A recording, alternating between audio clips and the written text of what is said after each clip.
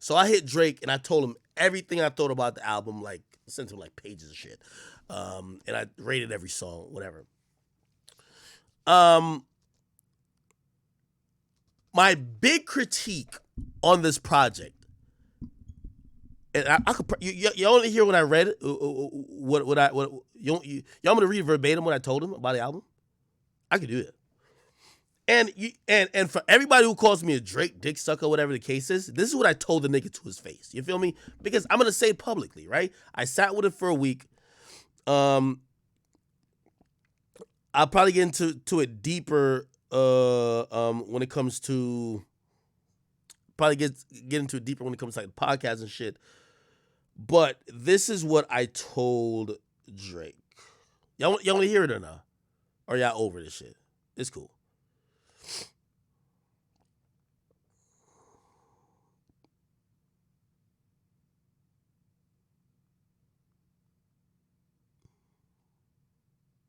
All right. So this is what I told him. I said, all right, this is my review, bro. And I said, bro, I've sat with this for like a week. I said, I'm going to keep it 100. CLB is a really good album for your core fan base. But it's going to be seen as underwhelming for casuals. And what I mean by casuals, people that enjoy your music in a casual way, as opposed to I believe his core listens to his. If you listen to Drake, for example, like Views wasn't trash to me because I know he was trying to make Take Care Again. Like his albums always had a feel. His albums was never what you heard on features. Not because he killed a couple features means he was going to do the same thing on his album. It's never been that. Like if you've listened to him ever since the beginning of his career, once he got his sound, he's used his sound on his albums, minimal features, and then for all them club joints y'all talking about, he gets on other nigga songs. And that's just how it's been. I'm going to be honest with you. So I said it was I'm going to keep it explaining. I said it's a really good album for your core, underwhelming album for casuals. And I said, and those your celebrity and fame have brought along for the journey. I said, yo, it kind of reminds me of Views in a way. Where I believe your core audience is probably going to appreciate this shit with time because it has dope-ass album cuts, but it's definitely missing one thing, right? And I said this is what casuals really judge the album off mostly, right? There's no undeniable hits. And this is why I'm going to relate what I said to him to this chart, right? There's no God's Plan. There's no Nice for What. There's no In Your Feelings. There's no Controller. There's no One Dance. There's no Hotline Bling. None of those type songs, which when you heard those songs, you know those shits were. That shit was running everything, right? And the thing with Drake, and we saw it when he dropped Scary Hours, the EP, is like anything he drops is going to be number 1, number 2, and number 3. So what defines a hit for Drake? It can't be the charts. For any other rapper, number 1 is a hit. For any other rapper, for the most part.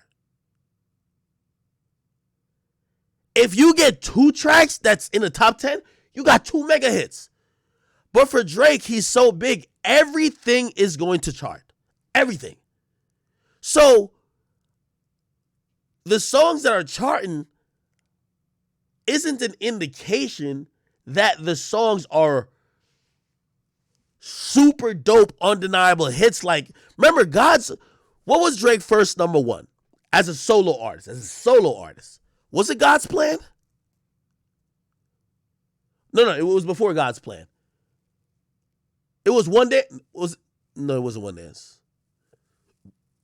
Hotline Bling didn't make it. Hotline Bling was number 2. No, was it Hotline Bling? Maybe it was Hotline Bling. One Dance.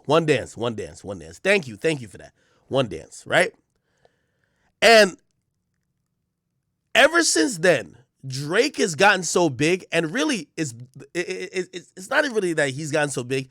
The Billboard's charts have changed so much where not the formula for the Hot 100, But the amount of streams compared to sales and the effect of radio play these days is that streams is going to overpower everything when you have as much as what Drake is getting.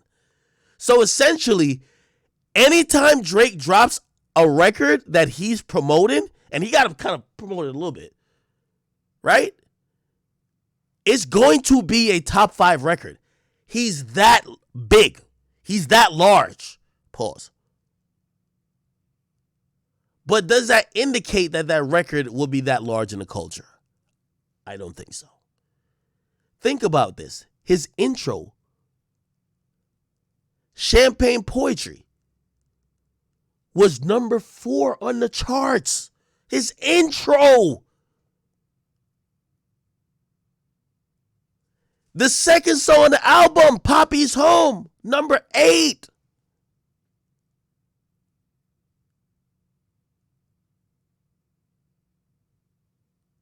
In the Bible, the third song, number 7.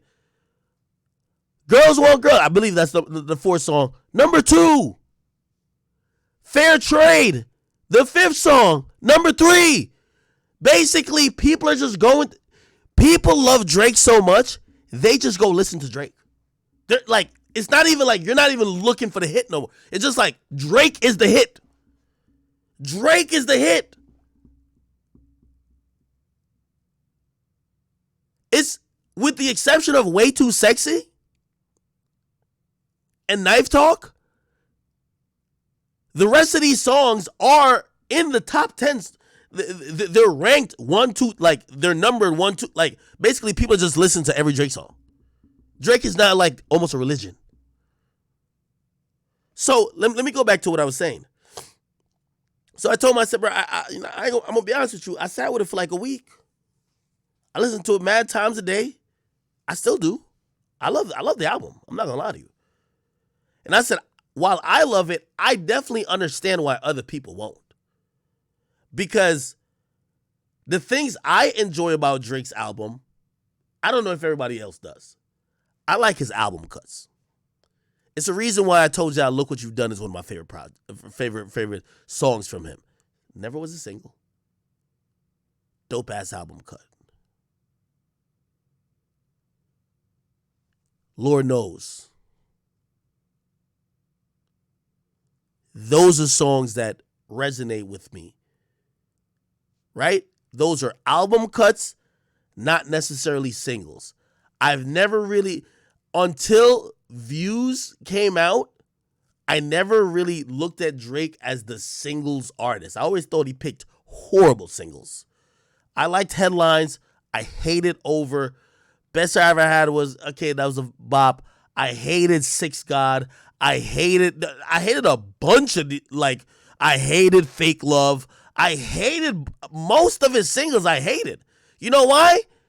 Because his singles were never as wavy as the songs you used to hear in the club. He hops on Block Boy shit. 905, look alive, look alive. That shit is going crazy. And then when it's his time to drop, well, I ain't gonna lie. He did end up, like, you know, Scorpion, he made up for it. By the way, my new take is Scorpion's a classic. Scorpion's a classic. Nonstop, God's Plan, In Your Feelings. Yo, side B is fucking immaculate. It starts out with Peak. Peak is fucking fire. And I think I get to it in while I'm giving him the review. Yo, I wish Certified Lover Boy was a bunch of songs like this.